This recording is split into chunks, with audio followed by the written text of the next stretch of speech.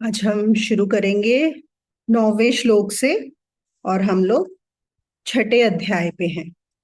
आज हम ज्यादा श्लोक शायद नहीं कर पाएंगे, 2-3 श्लोक ही करेंगे क्योंकि उनमें काफी डिटेलिंग है।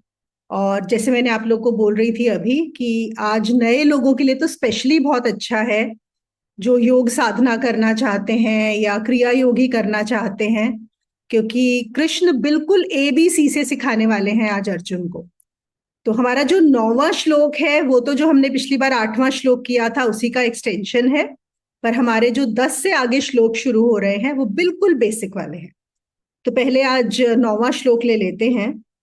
इसमें कृष्ण अर्जुन को बोलते हैं कि वो सबसे बड़ा योगी है जो अपने दोस्तों को, शत्रुओं को, अनजान लोगों को, ध्यानियों को, घृणा से भरे हुए लोगों को, रिश्तेदारों को, जो बहुत अच्छे हैं उन्हें, जो बहुत भगवान को मानते हैं उन्हें, और जो भगवान को नहीं मानते उन्हें भी, इन सब को एक ही दृष्टि से देखता है, सम्यक दृष्टि से। इनमें कोई भी डिफ्रेंशिएट नहीं करता। वो ये नहीं करता ये मेरा मित्र है, ये शत्रु है, ये अच्छा है, ये बुरा है, सब प्राणियों को। तो अगर हम देखें, हमने 8वें श्लोक में भी ये किया था कि जो धरती, पत्थर और स्वर्ण को एक ही दृष्टि से देखता है। तो क्या बात की थी योगानंदा जी ने कि वही बाहर से नहीं, इस दृष्टि से नहीं, ये जो 2 आंखें देखती हैं, इन 2 आंखों को तो अलग ही नजर आएंगे। तो इन 2 आंखों को और इस मन और बुद्धि जो हमारी अभी इस शरीर के साथ तादात्म्य में होकर जो बुद्धि देख रही है, उनको ये सब अलग अलग नजर आने वाले हैं। उसको तो लगेगा ही। अगर सपोज हम देखें कि एक आदमी ने किसी को घायल किया, ठीक है, बिना किसी रीजन के घायल किया, और फिर हम देख रहे हैं उसी आदमी को अस्पताल लेके जाया गया और वहां पे एक जो डॉक्टर है वो उसका इलाज कर रहा है, उसको स्वस्थ कर रहा है। तो हम क्या बोलेंगे? जिसने घायल किया वो खराब है, और जो अब डॉक्टर अपना समय लगा के उसे हील कर रहा है, उसका इलाज कर रहा है, वो अच्छा है। हमारी बुद्धि यही बोलेगी। इस लेवल पे बुद्धि वही बोले और वैसा ही रहना चाहिए। हमें इस लेवल पे चीजों को बदलना नहीं है। यहाँ पे ऐसा नहीं सोचना है कि जिसने घायल किया वो भी अच्छा आदमी है और डॉक्टर भी अच्छा आदमी है, नहीं। इस लेवल, इस तल पर हमें तल तल की बात अलग है ना, इस तल पे वही है। लेकिन ये जो किसकी बात कर रहे हैं? योगी की बात कर रहे हैं। उन्होंने क्या बोला? जो सबसे बड़ा, जो एकदम पहुंचा हुआ योगी है, वो जब इन दोनों को देखेगा, उसको इन दोनों में कोई भी अंतर नजर नहीं आएगा। वो ये नहीं बोलेगा कि हाय, एक ने घायल करा वो गंदा आदमी है और एक जो इलाज कर रहा है वो अच्छा आदमी है। उसके लिए मित्र और शत्रु एक हैं। उसके लिए आज हम जैसे सुनते हैं न्यूज में, अभी जो पाकिस्तान में हुआ कि इतने लोगों को मार दिया, वो ट्रेन को उन्होंने हाईजैक करके, तो हमें लगेगा कि वो देखो कितने गलत है, उन्होंने क्या गलत ऐसे निहत्थे लोगों को मारा, तो हमें बहुत वो बार्बरिक लगेंगे। तो वो ठीक है, हम जब तक हमारी बुद्धि उस चीज को एक्सेप्ट करती है, हमें झुठलाना नहीं है। हमें ऊपर से कहने की कोशिश नहीं कर रही है कि वो भी अच्छे ही हैं, सब कुछ अच्छा ही है, नहीं। लेकिन आप साधना करके, आप ज्ञान पाकर, आप इस मार्ग पर चलकर, वो कहते हैं ऐसी बुद्धि को अपनाओ जो सम्यक बुद्धि हो जाए। जब आपकी वो बुद्धि बदल जाएगी, तब आपको वो एक ही नजर आएंगे, तब आपको उनमें कोई फर्क नजर नहीं आएगा। तब तक फर्क को रखना है, ठीक है? ये बात क्लियर रहनी चाहिए। तो ये थे हमारे श्लोक 9 तक। और तो हमारे लिए यहाँ पे क्या मोटिवेशन होना चाहिए कि कैसे हम उस बुद्धि को पालें, कैसे हमारी भी दृष्टि ऐसी हो जाए कि हमें मित्र और शत्रु में, अच्छे और बुरे में भेद ही ना रहे। ये हमारा गोल होना चाहिए यहाँ पर, स्पिरिचुअल गोल। अब हम शुरू करते हैं 10वें श्लोक से। तो हमारे जो 10, 11, 12, 13, 14, 15, शायद 15 तक हैं, जिसमें भगवान कृष्ण अर्जुन को बता रहे हैं कि कैसे तुम अपने योग की साधना में प्रगति कर सकते हो, तुम्हें कैसे शुरू करना है एकदम बेसिक से, और कैसे इसके ऊपर बढ़ना है, ठीक है? क्योंकि इससे हमें एक और चीज क्या पता लगती है कि कृष्ण ये जान पा रहे हैं कि अर्जुन को इतना सब बताने के बाद भी अभी, चाहे वो इतना बड़ा योद्धा है, लेकिन जहां तक अध्यात्म की समझ है वो उसमें नहीं है, तो इसे मुझे एकदम ABC से शुरू करना पड़ेगा। ठीक है, तो हमारा जो 10वां श्लोक है उसमें वो क्या बताते हैं अर्जुन को कि एक एकांत स्थान में रहना है, एकांत स्थान में जाकर जो योगी है उसको वहां पर अपनी साधना करनी चाहिए। देखो कितना सिंपल बेसिक आ गया। एकांत स्थान में जाके योगी अपनी जो है, योगी मतलब जो एस्पायरेंट है, जो सीकर है, जो हमारा साधक है, उसको साधना करनी चाहिए। और जितनी भी उसकी इच्छाएं और वासनाएं हैं उनके ऊपर उसे संकल्प लेना चाहिए कि वो उनसे ऊपर उठेगा, उनको छोड़ते हुए, उनको दबाते हुए, दबाना तो नहीं कहेंगे, उनसे संकल्प ले ले कि अब मुझे इनको छोड़ देना है। ठीक है, अब ये हुआ हमारा एक मेन जो श्लोक है, इसको अब हम समझते हैं और इसमें कुछ पॉइंट्स हैं और हम 1 2 3 4 करके पॉइंट्स पे जाएंगे। तो इसमें जो पहला पॉइंट कृष्ण बताते हैं वो कहते हैं कि सबसे पहले फर्स्ट थिंग तुम्हें ये समझना है कि तुम अपने आप को परमात्मा से अलग जानते हो। देखो फर्स्ट स्टेप क्या है, रिकॉग्निशन, कि मैं और परमात्मा अलग हैं। तुम पहले ये समझ लो इस बात, तुम्हें इतना तो ज्ञान होना चाहिए ना, क्या तुम परमात्मा से अपने आप को एक ही जानते हो या अलग जानते हो? और अगर तुम, पहला स्टेप ये होना चाहिए, अगर अलग जानते हो तो तुम्हें इस चीज का पूरा पूरा एहसास हो कि मैं अपने को परमात्मा से अलग जानता हूं। मैं अभी उतना बढ़ा नहीं हूं, मेरी बुद्धि अभी इतनी प्रगति नहीं कर गई है कि मैं जानूं कि मैं ही परमात्मा का अंश हूं या मैं परमात्मा। ठीक है ना, तो हमें एक और तरीके से हम ये बोलते हैं कि अपने अज्ञान को पहचानना, कि मुझ में अभी अज्ञान है, मुझ में अभी अंधकार है, मुझे अभी बुद्धि नहीं है। फर्स्ट थिंग, तो हमारी साधना शुरुआत ही ऐसे होती है कि कुछ है जो मैं नहीं जानता, कुछ बहुत जरूरी जानना है और अब मैं उसके लिए अपनी प्रयास करूंगा। तो ये पहला स्टेप है, पहचानना। दूसरा स्टेप वो बोलते हैं कि यहां पर तुम्हें अपनी जो इच्छाएं हैं और तुम्हारी जो वासनाएं हैं उनको ये करना होगा कि अब मुझे इनके पीछे नहीं भागना। यहां पे फिर से हमारा दूसरा संकल्प आएगा कि मैं जो भी चाहता हूं इस संसार में, मेरी जितनी भी इच्छाएं हैं, चाहे खाने पीने की, अच्छे घर में रहने की, घूमने फिरने की, कुछ बड़ा अचीव करने की, ऑफिस में पोजीशन पाने की, कोई भी इच्छा है, मुझे उसको क्या कर देना है, मुझे उसको सेकेंडरी कर देना है, मुझे उसको इंपॉर्टेंस नहीं देनी है, मुझे उसके पीछे नहीं जाना है। क्योंकि हम कई बार क्या सोचते हैं कि हमारा ये सब भी चलता रहे, हम यहाँ पर भी प्रगति करते रहें और हम अध्यात्म में भी आगे आगे बढ़ते रहें। तो यहाँ वो कहते हैं कि तुम उनको एक बार साइड कर दो, उनको सेकेंडरी कर दो। देखो यहाँ पे हमें डिफरेंस समझना होगा कार्यम और कर्म में, हमने जो पिछली बार किया था, है ना। तो हम यहाँ पे फोकस किस चीज पे करेंगे, कर्म पे। कर्म क्या है, वो सब कार्य जो आप करते हो परमात्मा को पाने के लिए, जो हाईएस्ट, जो अपनी आध्यात्मिक उन्नति के लिए करते हो। और कार्यम क्या है, आपकी जो ड्यूटीज हैं, जो आपकी रिस्पॉन्सिबिलिटीज हैं, जो मिनिमल हैं। तो वो ये नहीं बोल रहे कि तुम उनको छोड़ दो, वो ये बोल रहे हैं उनको तुम एकदम सेकेंडरी करो। प्राइमरी क्या हो जाना चाहिए तुम्हारा फोकस, कि मुझे आध्यात्मिक प्रगति करनी है। अगर हम बाइबल में जाएं तो आप सबने सुना होगा, जो बाइबल का भी एक बड़ा इंपॉर्टेंट एक ये है, मैथ्यू 6:33, उसमें वो बोलते हैं Jesus, first you seek the kingdom of God. ये सुना है कि नहीं सबने, बहुत पॉपुलर है। First you seek the kingdom of God and his righteousness and then all will be added on to you.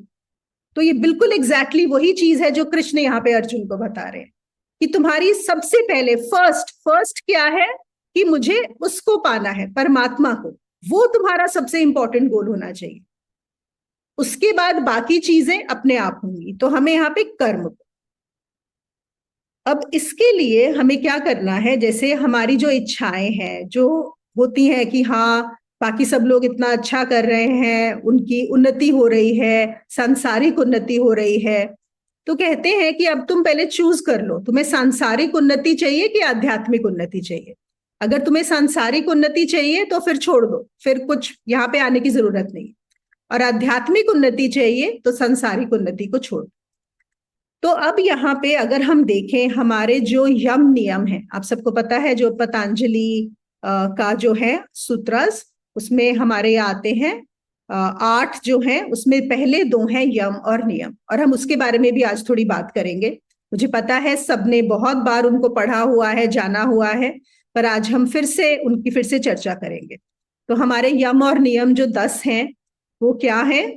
ये है हमारे अहिंसा, सत्य, अस्तेय, ब्रह्मचर्य, अपरिग्रह, ये तो हुए 5 यम।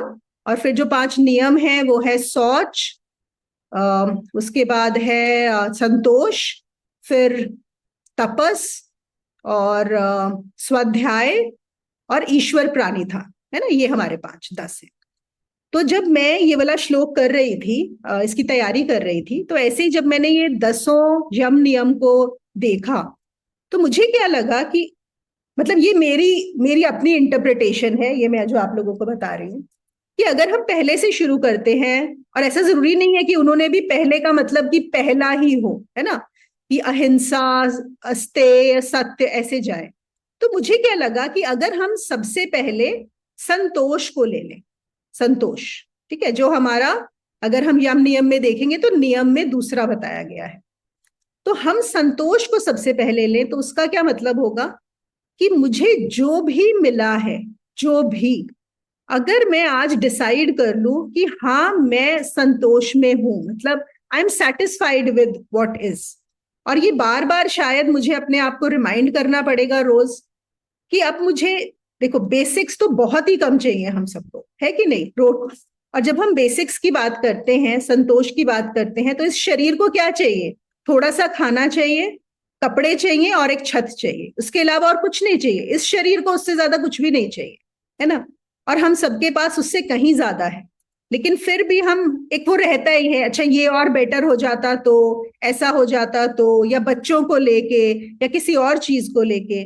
तो अगर हम सबसे पहले अपने माइंड में ले आए कि मेरे पास जो है, जितना है, जो भी सिचुएशन चल रही है मेरी लाइफ में, चाहे फाइनेंशियली, चाहे रिलेशनशिप्स में, चाहे health wise, let me just be okay with what is right now. तो क्या होगा, और मुझे और नहीं चाहिए, अगर अपने आप कुछ होगा तो होगा, मेरी तरफ से मुझे कुछ भी और नहीं चाहिए। तो मैंने ये जाना कि अगर हम संतोष को सबसे पहले पकड़ लें, आप देखो जो हमारे 5 यम बताए गए हैं उन पे काम करना बहुत आसान हो जाता है, बहुत इजी होता है। देखो सबसे पहले क्या आता है? अहिंसा, कि हम किसी के प्रति हिंसा ना करें। अब हिंसा क्यों करते हैं हम किसी के प्रति, चाहे हम फिजिकल शारीरिक करें या फिर हम मानसिक करें? क्योंकि हमें कुछ चाहिए होता है, और जो भी दूसरा है वो हमारे कुछ चाहने में अड़चन लगा रहा होता है, तभी तो हमें गुस्सा आता है। चाहे कुछ लोग है बहुत ही उस लेवल के होते हैं जो मारपीट भी देंगे, है कि नहीं, लेकिन हम लोगों वाले मारपीट नहीं करेंगे, किसी को घायल नहीं करेंगे, हम मेंटली कर देंगे, है ना, हम कुछ बोल देंगे या हम मेंटली कुछ सोचेंगे। लेकिन अगर मैंने अपने मन में ये डिसाइड कर लिया कि जो है ठीक है, आई एम ओके, इसके बाद मुझे जरा सा भी कुछ नहीं चाहिए, आप देखो आपकी हिंसा बहुत कम हो जाएगी। वो हिंसा आती ही इसी रीजन से है कि मुझे जो है उसमें संतोष नहीं है ना। एक हम हिंसा को ऐसे ले सकते हैं कि अब ये है जो अगेन जो बिल्कुल बिगिनर्स हैं, जो जैसे मैं बोल रही हूँ बहुत सारे लोग होते हैं बात बात पे जाके लड़ लेते हैं किसी को, या हम जानते हैं बहुत ही लोअर लेवल के कि पिटाई भी कर देंगे, डंडा भी मार देंगे, कोई अस्त्र शस्त्र भी ले लेंगे। अगर वो भी इस पर चलना चाहते हैं, और क्यों नहीं, हो सकता है उनके भी दिमाग में आए कि हमें भी इस मार्ग पे चलना है, तो उनको सबसे पहले डिसाइड करना होगा कि जो फिजिकल वायलेंस है उसको स्टॉप करना है। देखो हमें शुरुआत कहां से करनी होगी? बाहर से, जो जहां पर है उसको वहीं से शुरुआत करनी होगी। तो अगर कोई ऐसा है जो जाके मार पीट लड़ाई करता है, डंडे मारता है या हम जानते हैं ऐसे भी लोग होते हैं, गन निकाल लेते हैं जिनके पास होता है, या चाकू निकाल लेते हैं। उनको क्या करना होगा? उनको सबसे पहले ये डिसाइड करना होगा कि अब हम ये सब कुछ नहीं करेंगे, ये संकल्प लेना होगा, है ना। फर्स्ट स्टेप उनके लिए यहीं से शुरू होगा। तो ये हुई हमारा हिंसा का। जैसे मैंने बोला कि अगर हम संतोष करते हैं तो हिंसा अपने आप कम हो जाएगी। हिंसा के बाद दूसरा क्या आता है? सत्य, मतलब हमेशा सच बोलना, झूठ नहीं बोलना। अब देखो, हम झूठ क्यों बोलते हैं? अपने आप को बचाने के लिए। झूठ बोल के किसी को मैनिपुलेट करने के लिए। मैनिपुलेट हमें किसी और को क्यों करना है? ताकि हमें उनसे कुछ मिल जाए, है ना। अब अगर मैंने संतोष कर लिया और मुझे कुछ चाहिए ही नहीं, तो मैं क्यों किसी को मैनिपुलेट करूंगी? मैं क्यों झूठ बोलूंगी? तो आपके झूठ बोलने की आपको जरूरत ही नहीं रहेगी। फिर अस्तेय। अस्तेय का क्या मतलब है? कि हम चोरी नहीं करेंगे। अब चोरी, जब आपको और कुछ चाहिए ही नहीं तो आप क्या चोरी करोगे? और देखो, जब हम यहाँ पे चोरी की बात करते हैं, एक चोरी होती है सामान की चोरी, है ना, किसी भी तरह की चोरी। यहाँ पर किसी के आइडियाज की चोरी, किसी ने कुछ बोला था उस चीज की चोरी। हमें मतलब हर चीज में ये सब चीजें भी सोचनी है कि क्या हम ऐसा कर रहे हैं, दूसरे से कुछ और चुरा रहे हैं, है ना। उनके विचार चुरा। और ये कॉर्पोरेट्स में बहुत होता है। लोग जो है क्या करते हैं, जो कि सबका इतना कंपटीशन होता है, सबको दिखाना होता है बॉस को कि मैंने कुछ किया। तो लेट अस से किसी एक पर्टिकुलर आपके टीम मेंबर ने कुछ किया है, आपने उसका आइडिया लिया और बॉस को बताया ये मेरा आइडिया था, या उस पर फटाफट कुछ ऐड ऑन करके बताया। ये बहुत होता है ये सब चीजें, है ना। तो हमें समझना है कि जो जिस लेवल पे है वहां पर, क्योंकि हम जनरली चोरी से सोचते हैं कि अरे सामान की चोरी, मैं सामान की चोरी तो नहीं करता हूं। नहीं, किसी भी तरह की चोरी, कहीं पर भी। और वो चोरी, अगर मुझे और कुछ नहीं चाहिए तो चोरी क्यों करूंगा मैं?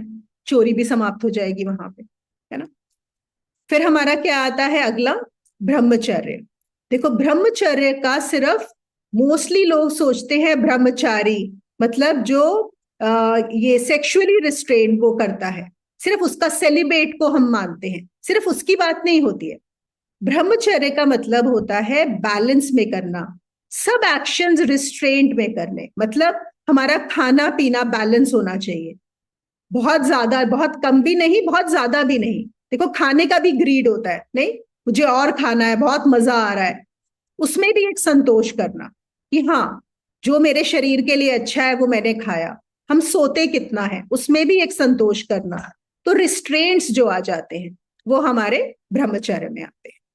यहाँ पे बिल्कुल इसका मतलब नहीं है कि आप, देखो, ये जो यम नियम है ना, ये एक्चुअली हम बात इसके ऊपर इतना कुछ बोला जा सकता है, इसके ऊपर मतलब पूरे ग्रंथ लिखे जा सकते हैं, क्योंकि ये यम नियम भी हर इंसान के लिए अलग तरीके से इंटरप्रेट होंगे, है ना। जैसे मैंने अभी चोरी का बताया, एक चोरी का मतलब दो इंसानों के लिए अलग अलग हो सकता है कि आप किस चीज की चोरी कर रहे हैं। ऐसे ही जब हम ब्रह्मचर्य की बात करते हैं, अगेन दो लोगों के लिए बहुत अलग अलग मतलब हो सकते हैं उसके। जो गृहस्थी है उसके लिए अलग मतलब है, जो अभी यंग है उसके लिए एक अलग मतलब है उस चीज का। तो ये हमें समझना होगा, यहाँ पे थोड़ी सी बुद्धि लगानी होगी कि मेरे लिए इसका क्या मतलब है, मेरे जो मेरा लाइफस्टाइल है, मैं जिस आश्रम में हूं उसके हिसाब से मुझे क्या करना है। तो यहाँ पे थोड़ा आपको अपने लिए भी डिसाइड करना होगा, कैसे बेसिक्स बताए जा रहे हैं। और जिसको नहीं समझ में आता उसको हमेशा हम क्या बोलते हैं कि गुरु से बात करके समझो कि आपके लिए यहाँ पर क्या सही। ब्रह्मचर्य के बाद क्या आता है? अपरिग्रह। अपरिग्रह क्या होता है? होर्ड करना, जो हम होर्डिंग करते हैं। जैसे हॉट बलून में हमने क्या किया था? सब कुछ डाल दिया था हॉट बलून में, है ना, दे दो, सब दे दो। ऐसे ही हमने होलिका दहन में भी सब दे दो। अपरिग्रह का यही मतलब है कि खाली हो जाओ। यहाँ पे ये है कि इसका मतलब और ले लूं, और ले लूं, और इच्छा, और। अब और करने से क्या होगा? वही संतोष थोड़ी हुआ फिर। अभी क्या हुआ, दो पिछले या लास्ट टू लास्ट वीक की बात है, यहाँ पे हमारी सोसाइटी के उनके एक हैं, एक जेंटलमैन, उनके 85 ईयर्स ओल्ड है, उनके यहाँ पे दो प्लॉट्स हैं फॉरेस्ट वैली में। तो क्योंकि निवेद देखते हैं सोसाइटी का थोड़ा बहुत, तो वो निवेद से मिलना चाह रहे थे, तो आए हमारे घर। और पहली बार आए थे। तो आके बैठे, चलने में भी थोड़ी उनको दिक्कत हो रही थी, बड़ी दूर से चल के आए, उनको बात करनी थी। और अभी उनकी वाइफ की लास्ट ईयर डेथ हुई है, जो 82 ईयर्स की थी। तो आके जैसे ही बैठे, सबसे पहले, मतलब आप सोचो हम दोनों को पहली बार मिल रहे हैं, फर्स्ट थिंग उन्होंने बोली, मैं ना, आपको पता है 52 कंट्रीज घूम चुका हूं। That was his first statement to us. मैं 52 देशों में घूमा हूं, और हर देश से मैंने इतना सामान इकट्ठा किया है, इतना सामान है मेरे पास, कहते कि एक तो बोले कि जो मेरा घर है, बड़ा सा बंगलो है बहुत बड़ा, वो पूरा सामान से भरा हुआ है। और उसके अलावा मेरे सारा सामान 7 कंटेनर्स में रखा हुआ है, जो शिप के कंटेनर्स होते हैं ना। और एक कंटेनर में अप्रोक्सीमेटली 30,000 किलो सामान आता है, आप सोचो। और वो कहते, और मतलब इतने प्राइड से ही वाज टेलिंग कि मेरे पास 7 कंटेनर्स भर के सामान है। ओके। और फिर उसे डिस्कस क्या करना था, यहाँ पे जो प्लॉट्स हैं उनके, अब सब यहाँ पे काफी चीजें बदल गई हैं उसके बारे में। तो और उनकी 2 बेटियां हैं। तो निवेद ने बोला कि अरे आप इतना परेशान क्यों हो रहे हो, अब आपकी 2 बेटियां, बेटियों को दे दो ना, एक एक प्लॉट देके खत्म करो, ये सामान देके खत्म करो। वो, नहीं अभी भी छोड़ नहीं सकते, लेकिन तो मैं सोच रही थी कि देखो अपरिग्रह की यहाँ पे एक कृष्ण, और फिर एक और चीज बता रहे थे, कहते मैं कृष्ण को बहुत मानता हूँ, मैं कृष्ण का भक्त हूँ। मैंने कहा ये तो बहुत बढ़िया बात है। तो ये है अपरिग्रह, है ना। तो अभी आप लोग एक चीज तो समझ सकते हो, या तो देखो 85 के तो हो गए, कितने साल और जिएंगे, है ना। या तो वो भी उसके वो फैक्ट्री वाले बंदे जैसे अपना सामान गार्ड करने वाले हैं, है ना। अब पता नहीं क्या करेंगे। तो यहाँ पे क्या बात हो रही है कि होर्ड नहीं करना है, कि और संतोष, है ना। देखो संतोष ले आए अगर आप एक बार, तो आपके ये पांचों जो हैं बहुत आराम से हो जाएंगे, एक एक करना बहुत मुश्किल है, ठीक है ना। और फिर हमारा आ जाता है जो शौच, जो नियम में बात करते हैं हम लोग। शौच क्या है? Cleanliness, cleanliness of the body, cleanliness of the surroundings, cleanliness of the mind. देखो बॉडी और सराउंडिंग्स, जो हम, हमारे शरीर को साफ रखना, और हमारे आसपास के एनवायरनमेंट, जिस घर में हम रहते हैं उसको भी साफ रखना, एक लेवल तक, ऐसा नहीं पागलपन जैसे, बट बेसिक्स, वो भी बहुत जरूरी है। क्योंकि हम उससे इम्पैक्ट होते हैं। और स्पेशली यहाँ पे बात किसकी हो रही है? जो शुरुआत कर रहा है ना, योगी। आप एक साधना की शुरुआत कर रहे हो, तो जब आप ये शुरू करोगे, तो आपके लिए एक साफ जगह का होना, एक साफ शरीर का होना, एकांत स्थान का होना, ये सब चीजें बहुत जरूरी है, वो आपको हेल्प करेगी। तो शौच, और दूसरा हमने बात कर ली संतोष। फिर है तपस। तपस का मतलब है कि आपके अंदर ये कांस्टेंट फायर बनी रहे कि मुझे ये करते जाना है, जो मैंने साधना ली है मैं इसको बीच में छोड़ ना दूं, कहीं पे करता रहूं। हाँ, थोड़ी देर में भी लिटिल बिट किसी का हो जाता है, लेकिन ऐसा ना हो कि थोड़े दिन साधना की उसके बाद वो अरे नहीं नहीं यहाँ पे तो कुछ हो नहीं रहा, तो बस छोड़ के फिर वापस संसार में चले गए, है ना। ऐसे और बहुत लोग ऐसा करते हैं, हम सब जानते हैं ऐसे लोगों को, जो बड़ा एंथुजियास्टिकली शुरू करते हैं, फिर कुछ हो जाता है और सब छोड़ देते हैं। इसीलिए तपस की जरूरत होती है कि कांस्टेंट अग्नि, कांस्टेंट फायर आपकी बनी ही रहे उसको करने के लिए। तपस के बाद आता है स्वाध्याय। स्वाध्याय यहाँ पे होता है कि हम, असली मतलब तो होता है स्वयं का अध्ययन करना, लेकिन वो एक हाई लेवल की बात है। एक शुरुआत जो कर रहा है उसके लिए क्या मतलब है? यही स्क्रिप्चर्स का अध्ययन करना, शास्त्रों का अध्ययन करना, अच्छी किताबों का पढ़ना। उससे क्या होता है? हम बार बार मोटिवेट होते हैं, उससे हम बार बार इंस्पायर होते हैं कि हमें जो इसमें शास्त्रों में बताया गया है वो बस उनका इंस्पिरेशन का ही काम होता है। ऐसा नहीं है कि आप उसमें जो भी लिखा है उसको मान लो, उससे नहीं होगा। आप इंस्पायर हो कि मैं ये साधना करके मैं खुद से भी जान लूं इस चीज को। और लास्ट है ईश्वर प्राणिधान। तो पहले हम ईश्वर का मतलब समझ लेते हैं। यहाँ पे हम ईश्वर सोचते हैं गॉड, ऑब्वियसली हमने जो उसका इंग्लिश ट्रांसलेशन गॉड किया हुआ है। और ज्यादातर लोगों के दिमाग में एक जो पिक्चर आती है वो आती है कि कोई एक बड़ा सा बीइंग है हमारे जैसा ही, जो ईश्वर है, जो हमारे ऊपर देख रहा है, या जो हम साकार को मानते हैं वो तो ऐसा सोचते ही हैं, है ना, कि कोई है। जैसे कृष्ण है या हनुमान जी हैं या राम जी हैं या शिव जी हैं, एक आपके दिमाग में आता है। पर असल में ईश्वर होता है, देखो हम एक बात, मैं एक और पहले बताती हूँ। जैसे ये उंगली है, समझो ये उंगली है जीव, ठीक है। अब इस उंगली के लिए ईश्वर कौन है? ये शरीर। ये शरीर जो पूरा प्रोसेस हुआ वो हो गया ईश्वर, है ना। अब जैसे मैंने पहले भी बताया हुआ कि इस उंगली को कुछ भी करना हो, अगर मैं इसको ऐसे भी हिला रही हूं, इसमें इस पूरे ईश्वर की ही जरूरत पड़ेगी, है ना। खुद से नहीं कर सकती है ये पूरा बॉडी हेल्प करेगा, सपोर्ट करेगा, तभी वो हिल सकती है, नहीं तो नहीं हिल सकती। तो हमें भी ये जानना कि मैं ये जो जीव हूं और ये जो पूरा सिस्टम है, पूरी सृष्टि, इसमें सब कुछ आ जाता है, सिर्फ ये धरती नहीं, ये पूरा सोलर सिस्टम, गैलेक्सीज, जो कुछ भी, जितना कुछ हमारी बुद्धि और या विज्ञान ने जो भी हमें बताया है, जो कुछ भी है, वो पूरा जो सिस्टम है वो ईश्वर है। तो आपको ये सब करते हुए after that what do you need to do? You need to surrender to the system. आप ईश्वर को समझो एक सिस्टम है, एक सिस्टम बना हुआ है। जैसे मैंने बोला कि ये शरीर कैसे चलता है, अगर हवा आनी बंद हो जाए, हवा ही ना हो, ऑक्सीजन ना हो, तो ये शरीर 5 मिनट भी नहीं चलेगा। लेकिन उस हवा को चलने के लिए, इसमें ऑक्सीजन होने के लिए, आप सोच रहे हो कितने अदर फैक्टर्स हैं। जैसे मैंने बोला, इस उंगली को चलाने के लिए शरीर का साथ चाहिए, इस हवा को चलाने के लिए इस पूरे सिस्टम में क्या क्या हो रहा है टू एंश्योर कि यहाँ पे एनफ ऑक्सीजन हो। ऑक्सीजन के बिना भी तो हम नहीं जी पाएंगे। तो एक पूरा सिस्टम है। तो कहीं ना कहीं क्या होता है, देखो हमारी ना जल्दबाजी हो जाती है, क्योंकि और आजकल के बच्चों के लिए तो और भी, मतलब आजकल की जो जनरेशन है उनके लिए तो बहुत मुश्किल है, उनको तो हर चीज इंस्टेंट चाहिए, हर चीज। तो आपने साधना शुरू करी, आप बोल रहे हो अरे मैं तो सारे ये यम नियम कर रहा हूं, फिर भी कुछ तो हो ही नहीं रहा। तो इसलिए उन्होंने आखिर में दिया है ईश्वर प्राणिधान। ये करने के बाद trust the system, it will happen, don't worry. जल्दबाजी में मत पड़ो, ये मत सोचो कि मैंने इतना कुछ कर लिया अभी तक कुछ नहीं हुआ। तो ये है, आप रखो, ध्यान रखो, हो जाएगा, it will happen at its right time, don't worry.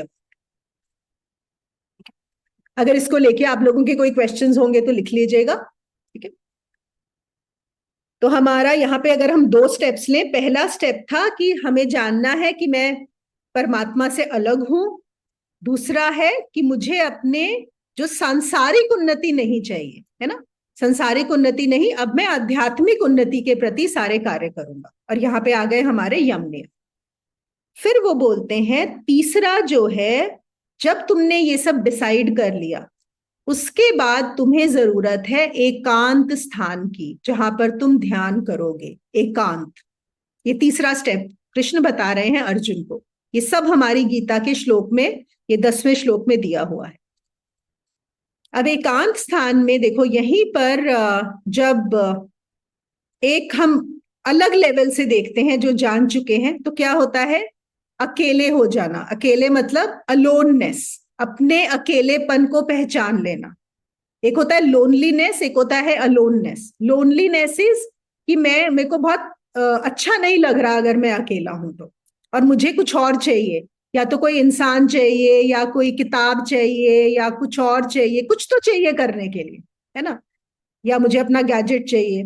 और एक है अलोननेस, जहां पर बस मैं स्वयं में ही खुश हूं। तो ये हुआ एक अलग लेवल।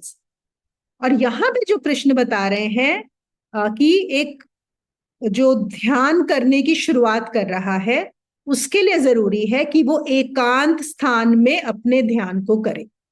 जब आप अपनी मेडिटेशन प्रैक्टिसेस, जैसे अगर आप क्रिया योग शुरू कर रहे हो, आपने पहले एक्सरसाइजेस वगैरह तो की, लेकिन जब आप अपना ध्यान करने बैठोगे, प्राणायाम और सारी क्रिया की प्रैक्टिस, तो आप एकांत स्थान में करो। एकांत में ऐसे मत सोचो कि बिल्कुल भी आवाज होनी नहीं चाहिए, इसको उस एक्सट्रीम पे मत ले जाओ। इसका मतलब है कि जहां बहुत शोर शराबा ना हो, ऐसा ना हो भीड़ भाड़ हो, लोग भी हैं, कुछ हो रहा है। क्यों? क्योंकि आप उनसे बहुत जल्दी डिस्ट्रैक्ट हो जाओगे। आपने अभी शुरुआत की है, आपकी इंद्रियां पूरी बाहर की तरफ जा रही हैं। तो अगर वहां पे लोग कुछ कर रहे हैं, कुछ गाना बज रहा है, म्यूजिक बज रहा है, कहीं बाहर से आवाज आ रही है, तो आप अंदर ध्यान लगा ही नहीं पाओगे, आपका ध्यान बार बार बाहर ही जाता रहेगा। हाँ, जब एक योगी एडवांस्ड हो जाता है, वो कहीं पर भी बैठ के कर सकता है। क्यों? क्योंकि उसको पता है अपनी इंद्रियों को अंदर कैसे संकुचित कर लेना है।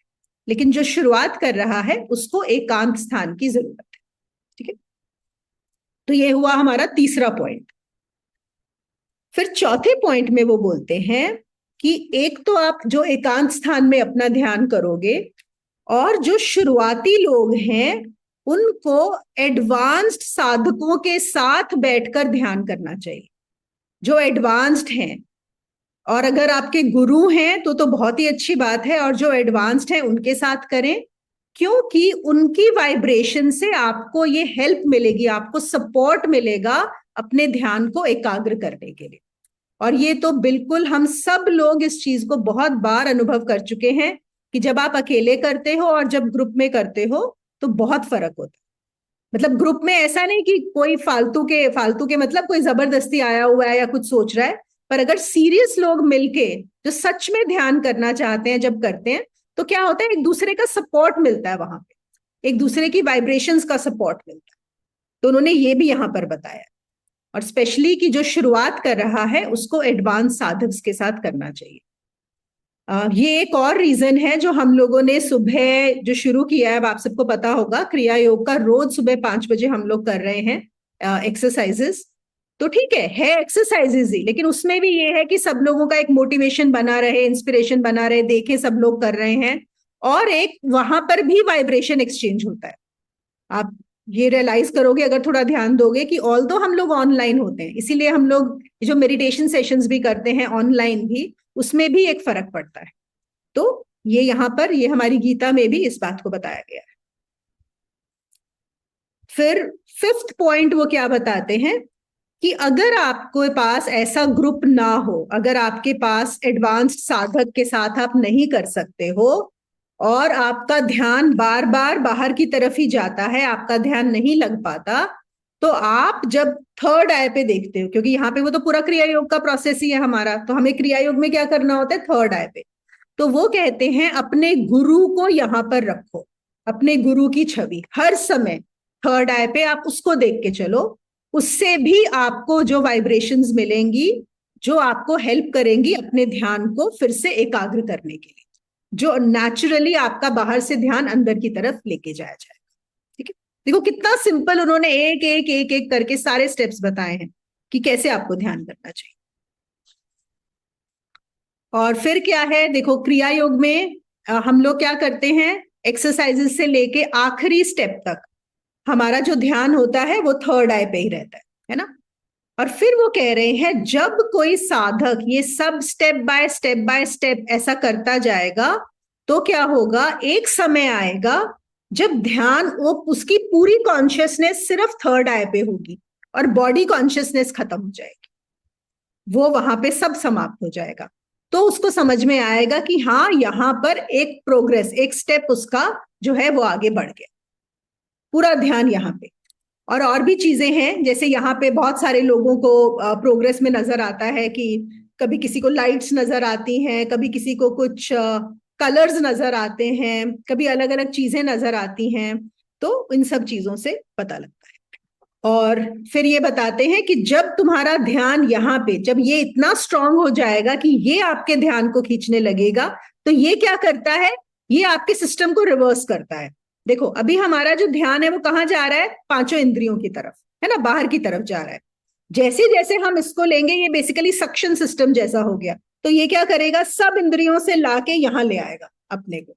और ये जैसे जैसे स्ट्रांग होता जाएगा, बहुत थोड़ी देर में आपके साथ ऐसा होने लगेगा कि बाहर से आपका पूरी चीज यहां पे आनी शुरू हो जाएगी। तो फिर ये अपने आप करेगा, लेकिन जब तक ये अपने आप वो काम शुरू नहीं करता तब तक हमें प्रैक्टिस से, हमारी साधना से उसको करते जाना है, उसी चीज को करते जाना। अब हम चलते हैं, करते हैं 11वां श्लोक। 11वें श्लोक में भी वो बताते हैं कि जो आपका आसन कैसा होना चाहिए। देखो कृष्ण कितना सिंपल पे गए हैं, हमें ये भी बता रहे हैं कि तुम आसन कैसे लगाओ। और यहाँ पे उन्होंने 4-5 चीजें बोली हैं। एक तो उन्होंने बोला है साफ सुथरी जगह होनी चाहिए, ओके, क्लीन प्लेस। दूसरा बोला है कि आपका जो आसन है ऐसे आड़ा तिरछा नहीं होना चाहिए या टेढ़ा मेढ़ा, मतलब ऐसी जगह पे ना हो कि आप बैठे हो, वो सपोज करो कोई लोग बोलते हैं कुर्सी पे बैठे हैं, तो वहां पे उन्होंने ये भी बोला है कि हाँ, अगर ये योगानंदा जी ने बताया बाद में कि आप कुर्सी पे भी बैठ के कर सकते हो। आपने देखा, लेकिन कुर्सी की कभी कभी एक टांग ना थोड़ी छोटी हो जाती है, तो आप उसके ऊपर बैठे और आपकी कुर्सी थोड़ी ऊपर नीचे हिल रही है ना। तो हिलता डुलता भी नहीं होना चाहिए, एकदम फर्म होना चाहिए। आपको ये इंश्योर करना है कि आप जहां पर भी बैठे हो, साफ जगह होनी चाहिए, आपका आसन हिलता डुलता नहीं होना चाहिए, ना बहुत नीचा होना चाहिए ना बहुत ऊंचा होना चाहिए। ये हम सब चीजों को समझेंगे एक एक करके, ठीक है। और फिर वो तीन चीजें और बताते हैं। सबसे पहले बिछाओ कुशाग्रास, उसके ऊपर डालो मरे हुए जो नेचुरल डेथ से मरा हो, या तो मृगछाला या फिर किसी बाघ की टाइगर स्किन, और उसके ऊपर आपको डालना है एक सिल्क का कपड़ा। अब इसका हम इसके बड़े बहुत गहरे मतलब हैं, हम इनको समझेंगे। अब आप लोग ये मत सोचने बैठ जाओ कि अरे हमने तो मृगछाला डाली नहीं, हमने तो टाइगर स्किन डाला नहीं, तो अभी हम तो ठीक से कर ही नहीं रहे हैं। तो हम समझते हैं। देखो, ये कृष्ण कब बता रहे हैं अर्जुन को? इतने साल पहले जब उन्होंने मृगछाला और इस सब की बात की है, उसमें बड़ा नॉर्मल होता था ये सब चीजें मिलना होना। जैसे आज भी कुछ लोग हैं, काफी सारे ऐसे तांत्रिक रहते हैं, कुछ योगी रहते हैं जो उनका इस्तेमाल करते हैं, पर ऐसा नहीं है कि आपको वही चाहिए, ठीक है। तो चलो अब हम इन सारे स्टेप्स को समझ लेते हैं। क्लीन प्लेस, ये तो बहुत बेसिक है ना। सोच से ही हमारा जो हमने पहले भी बात किया था कि अगर आपकी जगह गंदी होगी, आसपास कुछ सामान पड़ा हुआ होगा, बहुत क्लटर है, आप एक ऐसे कमरे में बैठ के ध्यान कर रहे हो, आप खुद ही ट्राई कर लो। आप अपने स्टोर रूम में बैठ के ध्यान करो जहां बहुत सामान पड़ा हो, और आप एक खाली जगह करो। इवन तो आपकी आंखें बंद होंगी, आप देखो आपकी वाइब्रेशन में आप ध्यान नहीं लगा पाओगे, है ना। क्योंकि क्या होता है, जितना सामान होता है, क्लटर होता है, हर चीज की एक वाइब्रेशन होती है। आपके कमरे में जितना सामान होगा, हर चीज, और हो सकता है कोई इधर जा रहा है, कोई उधर जा रहा है, कोई किस चीज की है, तो वो हम सटल लेवल, अब हम क्या कर रहे हैं, हम एक बहुत सटल ध्यान में जाने की कोशिश कर रहे हैं। तो उन सब चीजों का हमारे ऊपर असर पड़ने वाला है।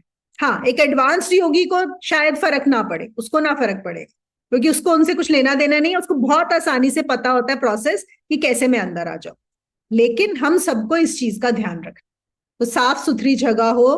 और ये तो यहाँ पे नहीं दिया हुआ, लेकिन मैं भी बता रही हूँ कि जैसे हम बोलते भी हैं, जगह अगर आप एक अपनी बना लो एक अलग से, और वहीं पे रोज ध्यान करो, समय भी वही रखो, और उसको खुद ही आप उसको साफ करो, तो बहुत अच्छा रहता है। फिर उसकी वाइब्रेशन बहुत ज्यादा अच्छी रहती है।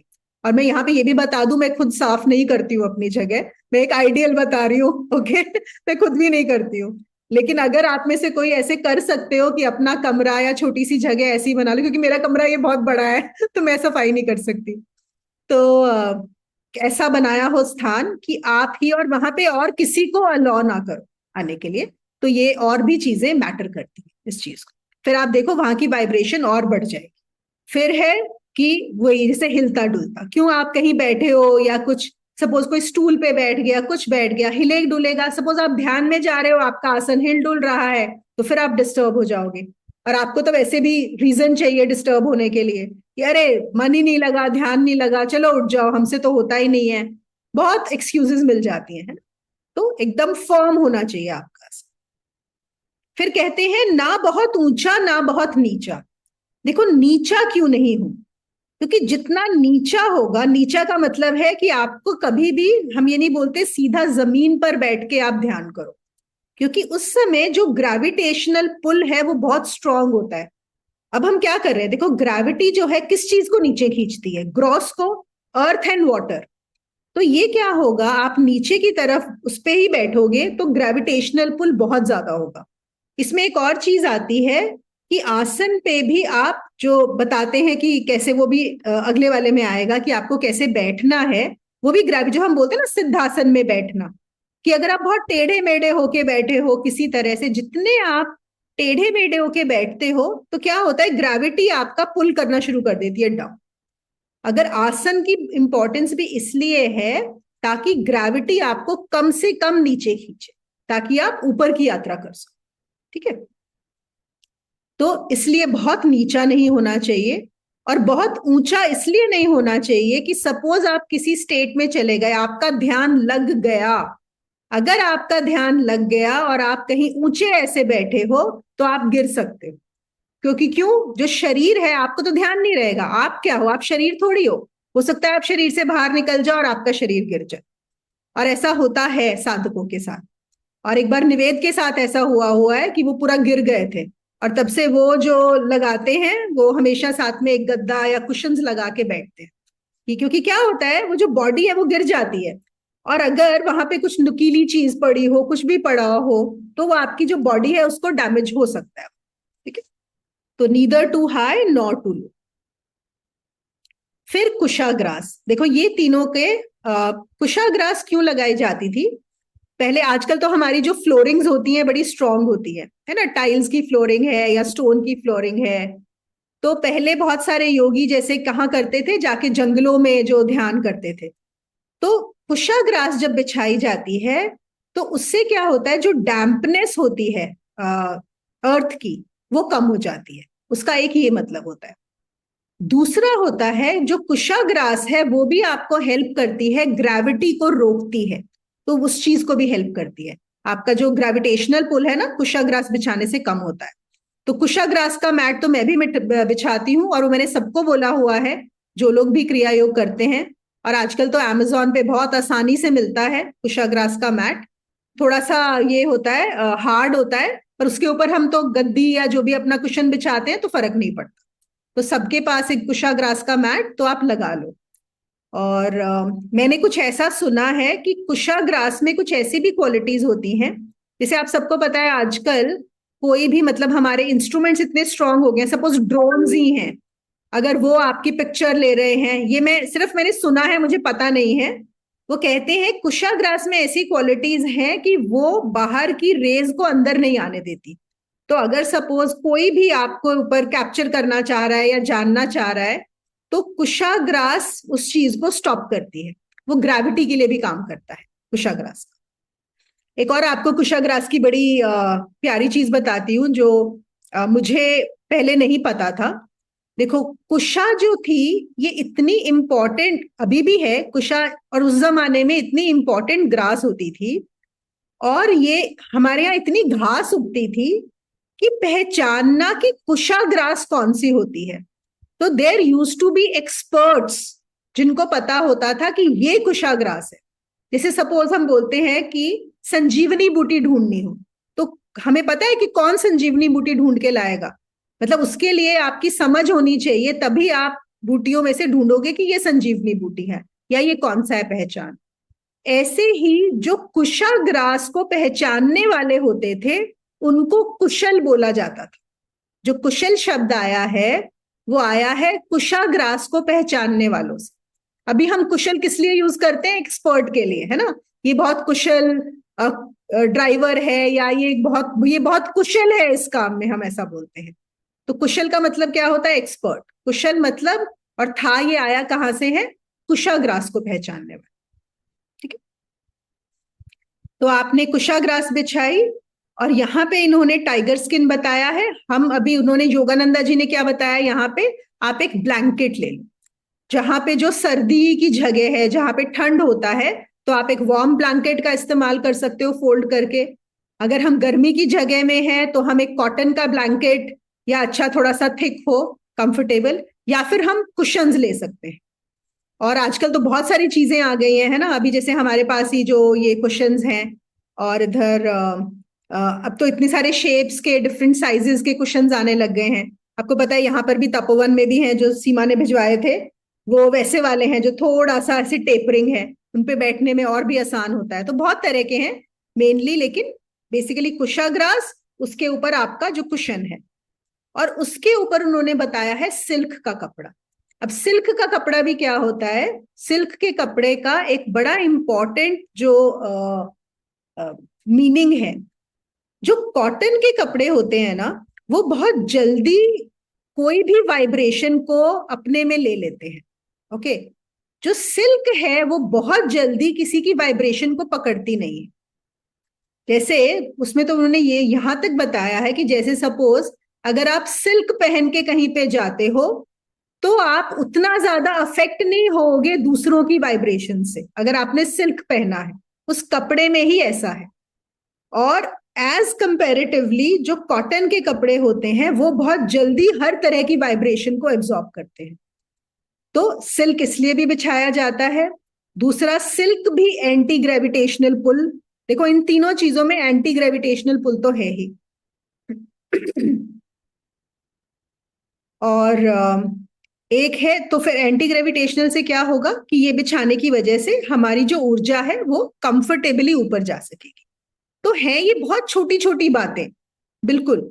और क्या है, कोई, अब जैसे मुझे पता है कबीर जी का दोहा है जिसमें वो बोलते हैं, मुझे दोहा नहीं पता एग्जैक्टली exactly, कि ये मृग छाल और आसन बिछाने से क्या होगा, ठीक है ना, कि वो तो बात ही कुछ और हो रही है, आत्मा को क्या फर्क पड़ता है। तो क्या है, कुछ लोग ऐसा सोचने लगते हैं कि ये सब बातें बेकार की हैं, इनमें कुछ नहीं रखा। मैं इसलिए क्लैरिफाई कर रही हूं यहाँ पे। देखो, अब यहां पर अब ऐसा लगेगा कि कृष्ण और कबीर दोनों बिल्कुल ऑपोजिट बातें बता रहे हैं, पर हमें समझना क्या है कि किसके लिए बताई जा रही है। आप लोग को देखा होगा, हमें हर बार इस चीज का ध्यान रखना पड़ता है कि यहाँ पे सामने सुनने वाला कौन है। जो कृष्ण बोल रहे हैं ये आसन बिछाना, वो भी एकदम सही है।